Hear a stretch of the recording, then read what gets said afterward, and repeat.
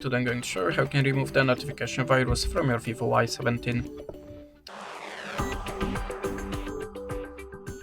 So if you see something like that in your notification bar, or you have a lot of spamming pop-ups when you're trying to visit inside, that means you have a notification software, and you can try to remove it by 2 ways: system settings and antivirus app.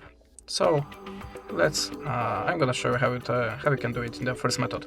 Open the settings, then go to the more settings and select app manager. Now check all the apps on this list, and if you see something strange, the app that you haven't installed by yourself, the app that you not recognize name, just open it and select install. Now tap OK. After that, go back to the app list. Now look for your web browser.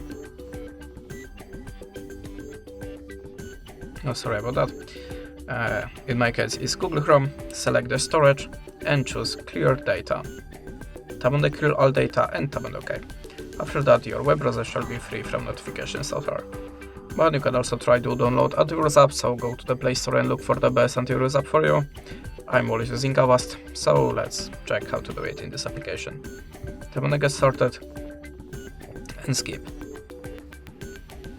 Now tap on the Cancel or just close to ads. Tap on the Continuous Free and choose the green circle.